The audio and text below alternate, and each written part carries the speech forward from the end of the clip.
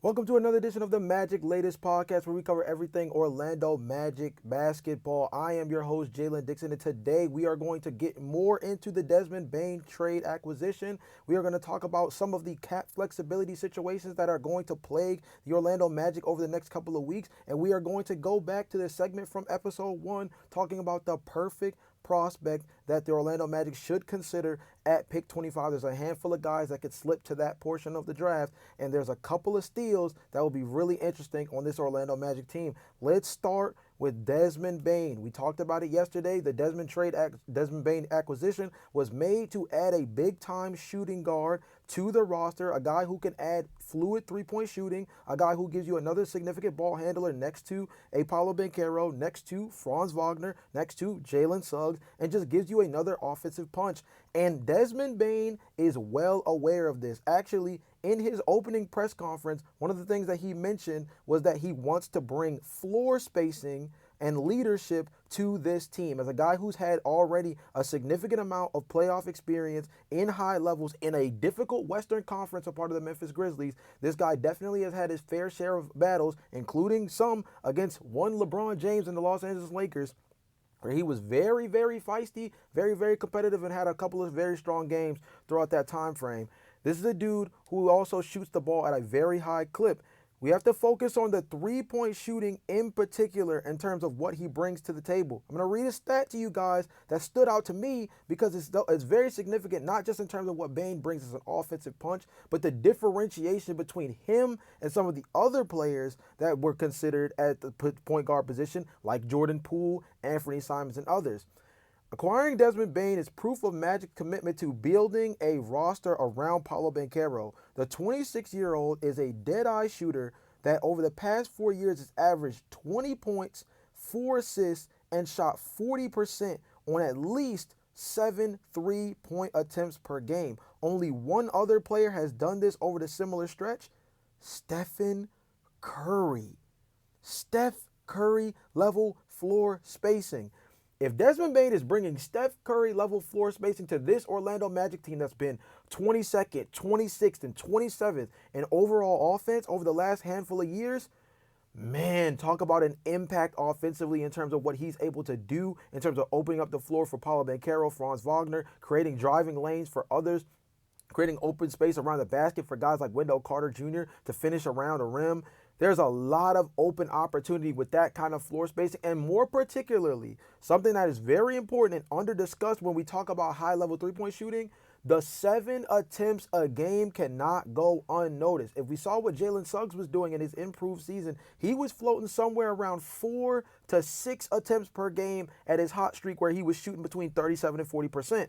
If you can get almost 15 to 16 three-point attempts from your backcourt from two guys who can shoot 37+% from beyond the arc, oh my goodness, does that open up the offense significantly? It's going to be interesting to see what he can do long-term as a ball handler, but there was discussions around Paolo Banchero's frustration with the offense coming out of this season, where obviously they didn't achieve as much as they would have liked to, building off of a season prior where they were bounced out of the first round. There wasn't too much difference this year, and although there were incremental benefits to the fact that they weren't nearly as injured and things of that nature, this is still a team that wants to take steps forward, and of course this trade is a representation of that. With his frustration around the offense, one of the biggest things had to have been easily the fluidity of the offense. It was a lot of pound dribble, make a quick decision, and just try your best to kind of physical his way to the basket. That was Paolo Banchero's offense. Of course, he's a high-level passer. Of course, he's a guy who can create space for himself. But this was a guy that, because he didn't have shooters to spray out to, it was a lot of self-creation and having to make quick decisions early in the shot clock in order to just create what he felt was open offense next to Franz Wagner, next to Jalen Suggs, who wasn't having necessarily the strongest year, and Franz, who obviously is not a floor spacer just yet either. So to add this to the roster is major. Desmond Bane, to me, the biggest question, and we might have to kind of table this for a different episode, but the question to me is, where will Desmond Bane get majority of the reps? Will he be the majority point guard? Are they going to hand those keys officially over to Jalen Suggs and keep Desmond Bane at the 2 as an official shooting guard, high-level shot attempts, be a guy that can just kind of operate off ball and catch and shoot opportunities? That's going to be an interesting question. I think that decision between whether Desmond Bane is the lead point guard or Jalen Suggs is the lead point guard in that decision making is going to be a very important aspect of how this offense runs, because Desmond Bane is a high-level shooter. I don't necessarily know if he's a big-time shot creator individually. Neither is Jalen Suggs. Are either one of them necessarily high-level decision makers with the basketball in terms of creating for others? Kind of depends. I think Jalen Suggs is a better athlete. Desmond Bane, I think, is a better off-the-ball operator. These are a lot of different questions that we're going to kind of have to table for a different episode, but it's going to be very intriguing. It's super interesting, mainly when you factor in that this team still has a couple of things to do. But one thing that I thought was even more interesting was Kevin Durant's subtle tweet online following Desmond Bane's introductory press conference. And basically there was a dap up between Desmond Bane and Jamal Mosley, of course, meeting the head coach for the first time in a public setting. And the joke of the tweet was that the dap between those two could be heard in Memphis. And of course the framework of that could just be a simple tweet that says Kevin Durant's poking fun at the fact that the Memphis Grizzlies are going to miss Desmond Bane's presence as part of a team that was a young ascending squad in the Western Conference, right? Obviously, that's the subtle jab. But I think another thing that should be taken into consideration is also the fact that a player of Kevin Durant's caliber also seems to be acknowledging that this Orlando Magic team is on the come up. And we got to remember, last season, and really even the season prior, Paolo Banchero has been and was one of the most under-discussed high development first overall picks we've had in a while. You can make the argument that Paolo Banchero over the last 2 to 3 seasons has been under-discussed up until about the playoffs in the late portion of the regular season 2 years ago before they went up against the Cleveland Cavaliers and in that series against Cleveland. Prior to that, and even kind of after that, Paolo Banchero has probably been discussed just as much as Zachary Ricochet over in Atlanta has over the past season. And those two guys came in with completely different expectations going into their situations as number 1 overall picks. This is an Orlando Magic team that has been very under-discussed, definitely underestimated from in terms of their defensive impact as a top 5 defensive team over the last 2 seasons, despite being as young as they are. A team that has 2 all-star caliber wings. The fact that they've built themselves to be so similar to the Boston Celtics in terms of their formation of their roster. The fact that they're so similar to what they're trying to build out in Oklahoma City, which is 1 game away from winning a championship, right?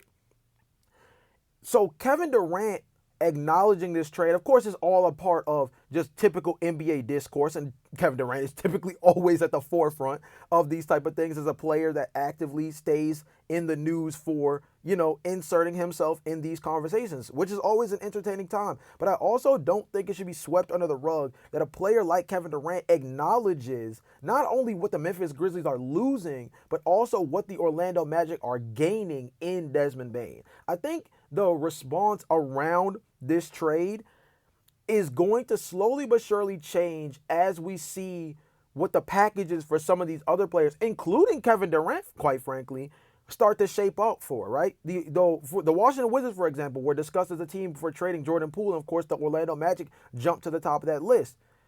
The other side of that is, just because the Orlando Magic are no longer pursuing Jordan Poole does not necessarily mean that he's not still on the trade block. Now the question is, the teams like the Sacramento Kings, the New Orleans Pelicans, those squads that were still interested in him, they become now the forefront of that list. And the question is, what does his trade value look like? Jordan Poole is locked up on a long-term contract for at least another 2 to 3 seasons himself. He's a guy that's a high-level shot creator and a dude that, although doesn't bring the level of defensive competitiveness that Desmond Bane does, he brings a high-volume shot generator. He brings a guy who can operate on and off the ball. there's a lot of similarities in terms of what Jordan Poole brings to the table. I think Desmond Bane is probably a better all-around player, but at the end of the day, it's not necessarily all about the skill set. It's going to come down to value.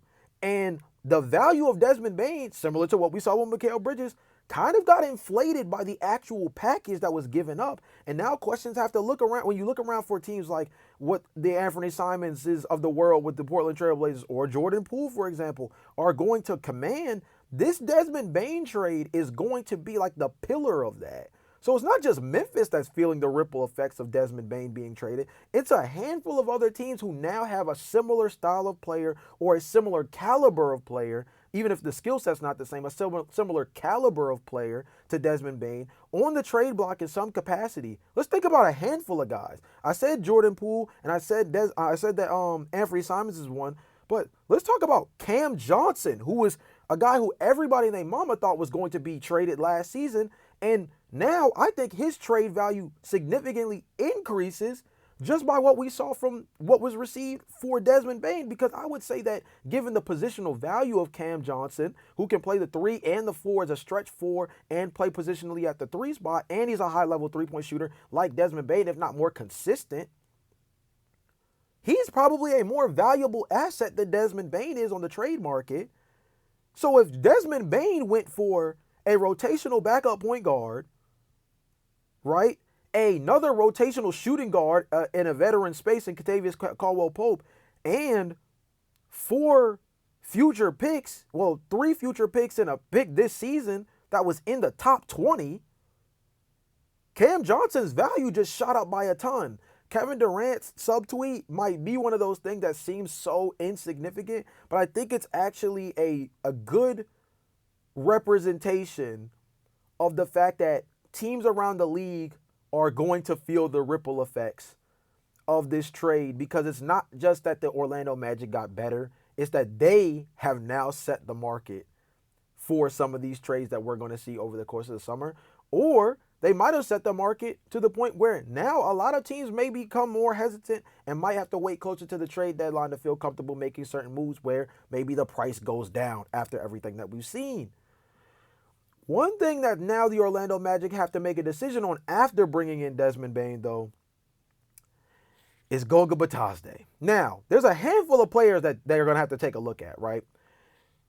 Goga, Jonathan Isaac, Wendell Carter Jr. We'll probably talk about those other two on a different day, but Goga Bitadze is the guy that comes to mind for me as the number one trade asset that the Orlando Magic still have as an arrow in their quiver. We have to remember that this team now is above the first apron and just under $5 million away from being a second apron team. For everybody that's not aware of what that means, once you become in the second apron, not only that means you're expensive as all knows what, but that puts you in a position where you're not able to make as flexible trades. It puts you in a position where you have to worry about things like frozen draft picks and the ability to aggregate contracts together. That means putting more than one player in a trade in order to acquire somebody else, right? So if they wanted to put Goga Bitadze and Jonathan Isaac in a trade together, they wouldn't be able to do so if they ended up in the second apron, right? These different things.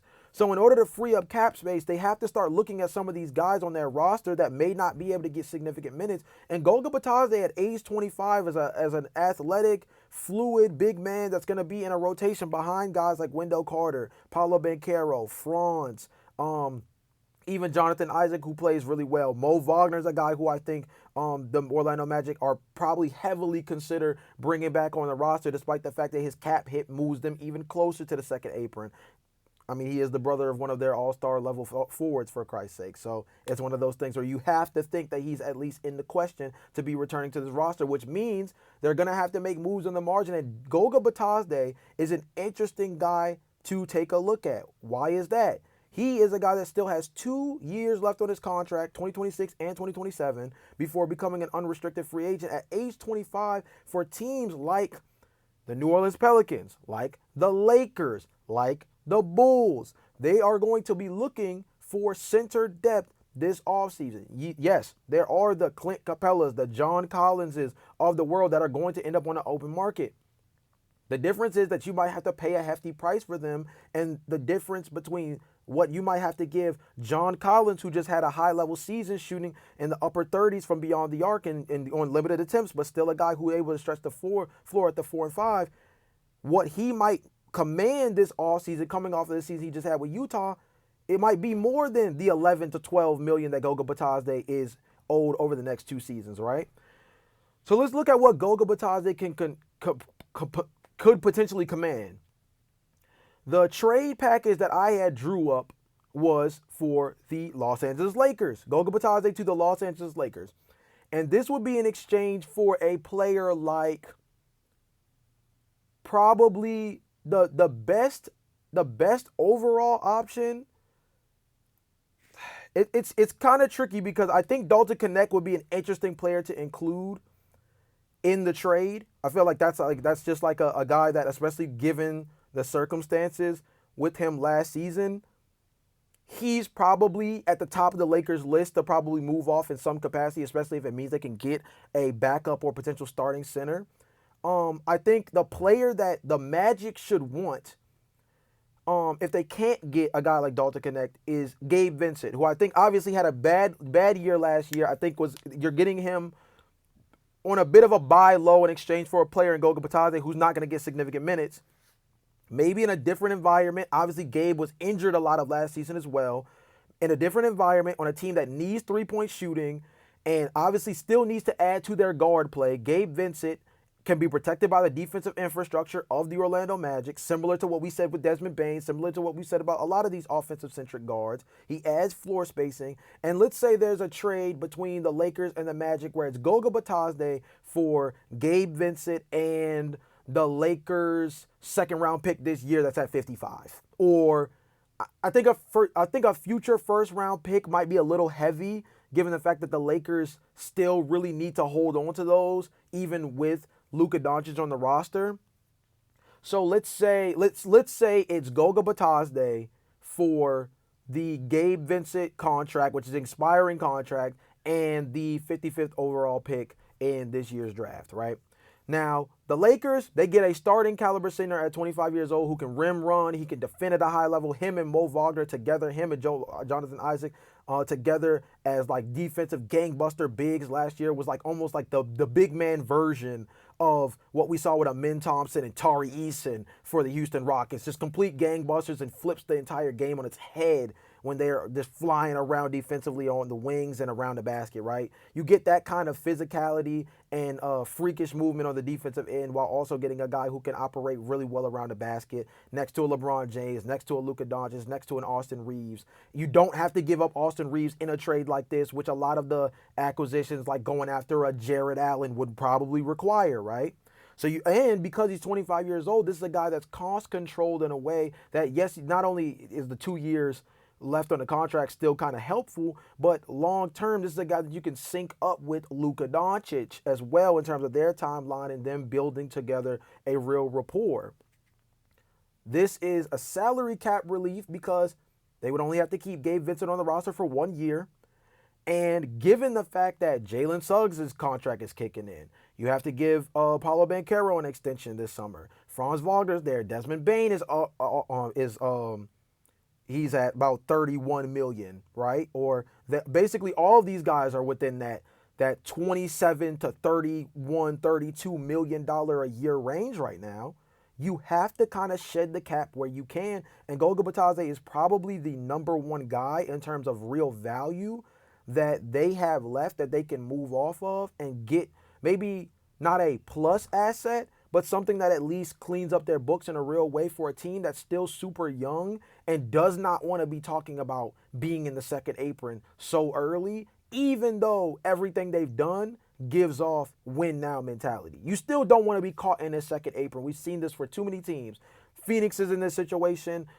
The Cleveland Cavaliers this summer are facing that issue where they're having to have conversations about Darius Garland and Jared Allen moving them off in order to be able to gain more depth along their roster for the kind of price they're paying rather than being absorbed by 4 guys and getting bounced out before the Eastern Conference Finals, right? So The Orlando Magic do not want to be in that picture, but they still want to be good enough to be considered as one of the top teams in the East. Goga Batadze might be one of their first dominoes to fall post Desmond Bane trade to get their books back in order.